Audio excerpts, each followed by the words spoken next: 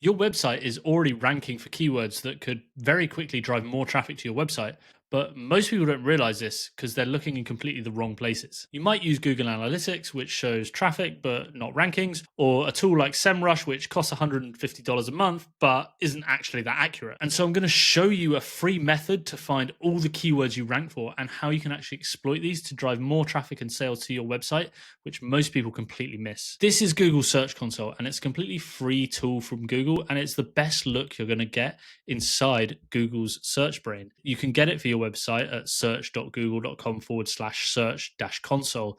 And very quickly, after a few weeks, you'll start be able to pick up all the keywords that not just rank for your website, but actually drive traffic. And you can see it on this left-hand side. If you click search results here, you can see this website that we're using as a test here.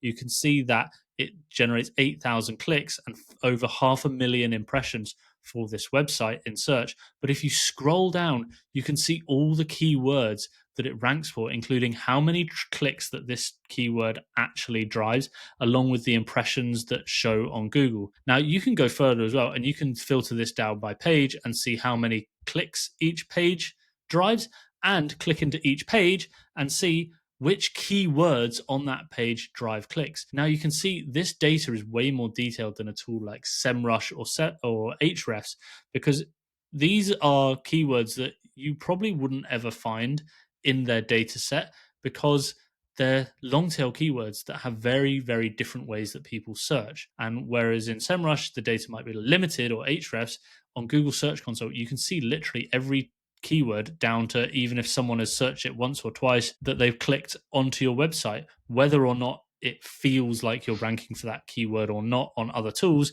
Google Search Console is actually going to show you the actual real data behind your website. Now you've got all this ranking data at your fingertips, 99% of people mess this up because they get frustrated at certain keywords or certain pages that aren't driving traffic. They start chasing completely the wrong opportunities and get frustrated at the keywords they feel they should be ranking for, rather than taking advantage of the really easy, low-hanging, high-value fruit in here, because they don't know how to filter and sort out the noise or the frustration from the actual gold here, which is why I've got a spreadsheet that actually reveals the gold that you're nearly ranking for, nearly driving great traffic for, but not quite. And this is where we can make the biggest improvements in our website traffic and conversions. This is a brand new channel, and if you get anything from this video at all, do me a digital handshake, hit the subscribe button, and comment with where you are on your journey below. This is what I call my quick wins spreadsheet, and I'm going to show you around today and show you how you can exploit the data from Google Search Console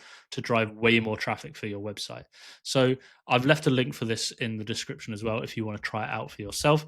But this basically taps into Search Console and finds out your best ranking opportunities. So it's really easy to set up. You just need a couple things. You need an extension in your Google Sheets, which is in your add-ons, and you can get add-ons, and you need to add something called Search Analytics for Sheets. You can open this sidebar and start pulling your data from Google Search Console and harnessing the best opportunities. Now, I'll show you how to set it up quickly. We can change the date range here to say like the last 90 days, for example.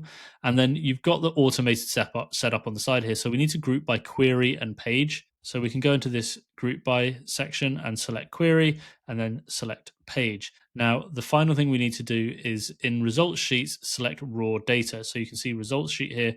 We want to select raw data down here. Boom. And now that's as simple as it is. Once you've got this app installed and selected those data, you can simply hit the request data button, and it's going to successfully retrieve over 12,000 keywords and start sorting them for you into this quick wins tab. Now, this is the gold right here.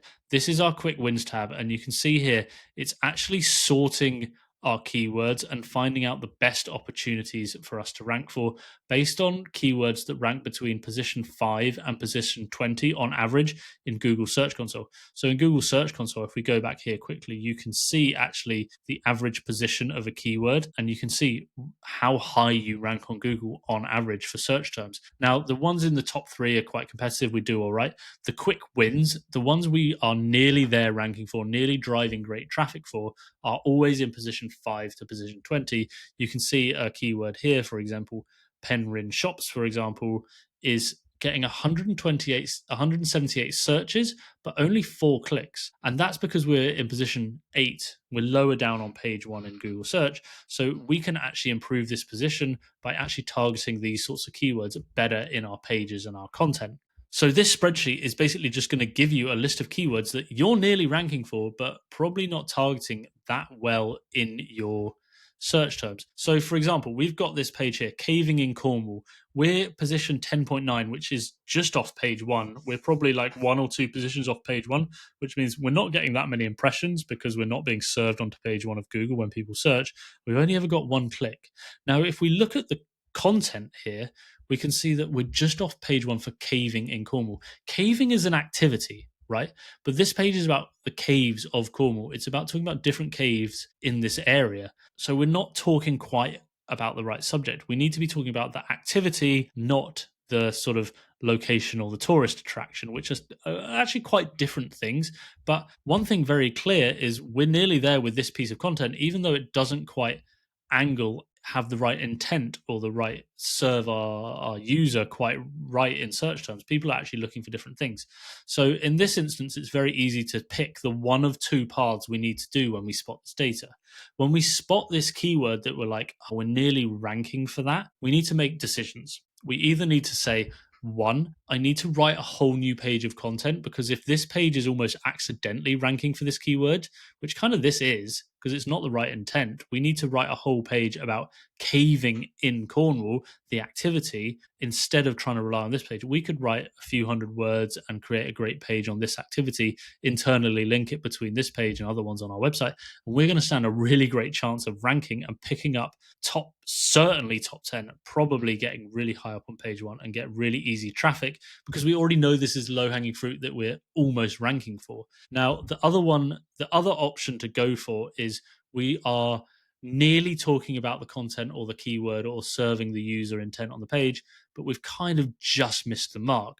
So, for example, this keyword here, which says, can you see dolphins in Cornwall? We've got a page about dolphins on Cornwall on our page. We rank position 7.8 for this search term, 93 impressions and 1 click in this search period. So we should be getting more clicks and we could be ranking higher up, but we don't directly answer this question on our page. We say like, are there dolphins in Cornwall? We list some places that there are dolphins in Cornwall. But if we were to go and add this literal question into our content on our page, say lower down or wherever higher up, wherever it fits nicely in the content, make it an H2, make it a header on the page, and answer this question directly, so that we have a direct question answer, not just for search engines, but for also even AI overviews and featured snippets and even LLMs and chat GPT and things like that. Now, we're going to have a much better chance of ranking higher up in search and being picked as a main source of information for AI overviews and featured snippets. So those are the 2 options you need to make. You need to look at your content and say, do I just need to add in information about this keyword? And this is where most people get it so horrendously wrong, is they see a keyword and they sort of just start stuffing it on their page randomly, rather than deciding, do I need to put another header in my page and address this query directly on the page, or do I need to write a whole new page of content which addresses this because it's kind of different intent or a slightly different topic? So that's all your keywords. If you want to see all the keywords your competitor ranks for, then check out this competitor research video to find out everything your competitor's doing and how you can beat them with your SEO strategy.